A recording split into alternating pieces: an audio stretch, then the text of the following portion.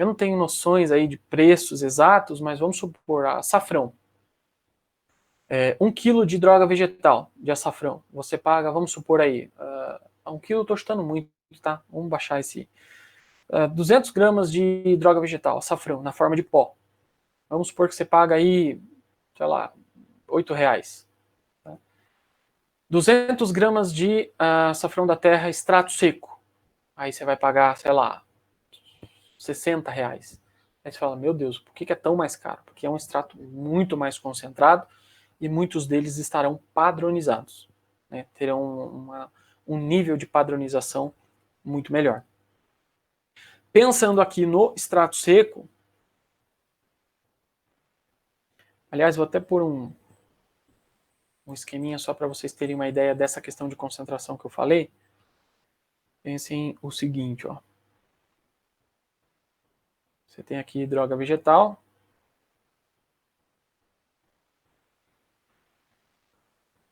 Pensa aqui, ó, 3 quilos de droga vegetal. E aí você pega mais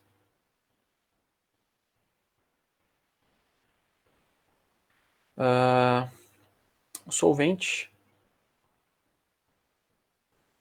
que está fazendo a extração. Você tem, ou não, né? Você tem 3 litros de solvente. Então, quando você tem 3 kg de droga vegetal mais 3 litros de solvente, você tem um extrato fluido.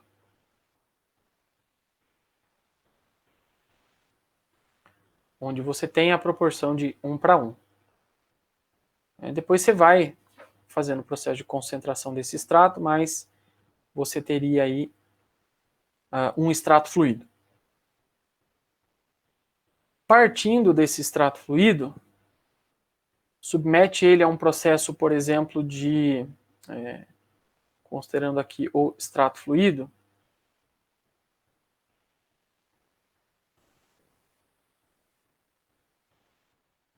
submete ele a um processo de liofilização. O que é a liofilização mesmo? Comentei ontem. É uma forma de você extrair o solvente por um processo de sublimação. Você congela a amostra, coloca no liofilizador e ele vai extrair esse líquido por sublimação. É uma excelente técnica aí para produzir matéria-prima seca, né, desidratada.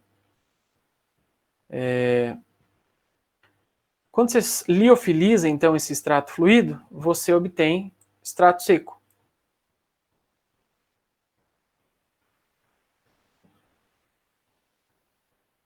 Vamos supor, então, que você obtém o extrato seco.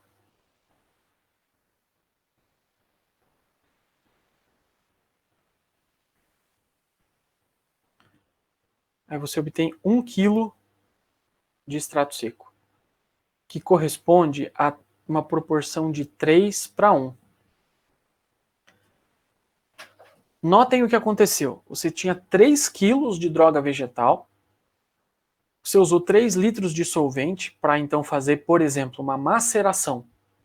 Tá? Você deixou macerando lá a planta por um tempo. Você obteve um extrato fluido, uma proporção de 1:1. Cada 1 ml de extrato fluido corresponderia a 1 grama de droga vegetal. Só que aí você pega o extrato fluido e submete ele a um processo de liofilização. Isso é, você remove a parte líquida do extrato. E aí você, nesse processo de remover a parte líquida, o que sobra de massa seca é 1 quilo. Então notem que é como se você tivesse pegado 3 quilos de matéria-prima e transformado em 1 quilo de extrato seco. Por isso que a gente tem essa relação, por exemplo, aqui de 3:1. Partindo de 3 quilos de planta, eu obtive 1 quilo de matéria-prima extraída seca. Moral da história, o extrato seco é muito mais concentrado do que a droga vegetal. Ele é mais concentrado do que o extrato fluido e ele é mais concentrado do que uma tintura. Tá? Porque é basicamente o resíduo seco de extração.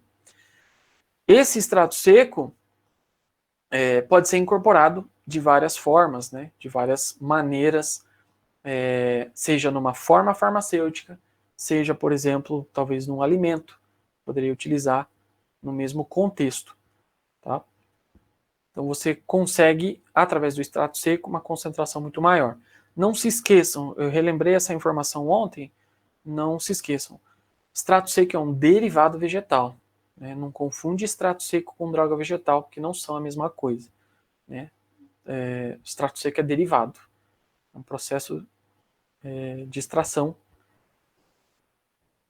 então por isso que ele é considerado um derivado vegetal. Professor, dá para o senhor escrever isso aí, por favor, para mim não esquecer? Que o extra... Isso, que droga vegetal e extrato seco são diferentes? Isso. Tá. Então, droga vegetal,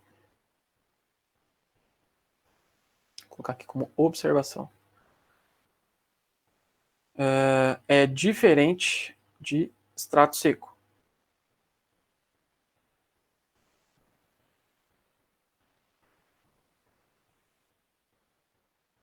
No caso aqui da droga vegetal, é basicamente a planta seca.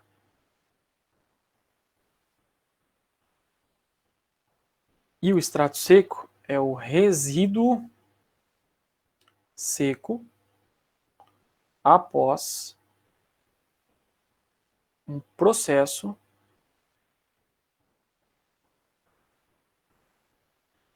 de extração.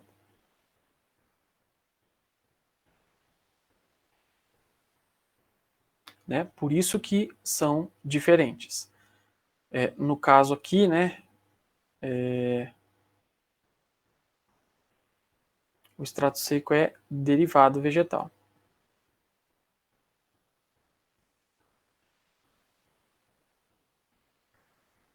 E por isso que às vezes gera confusão, porque às vezes a gente fala assim, ó, droga vegetal é planta seca, extrato seco é planta seca. Não, extrato seco é resíduo depois de um processo de extração.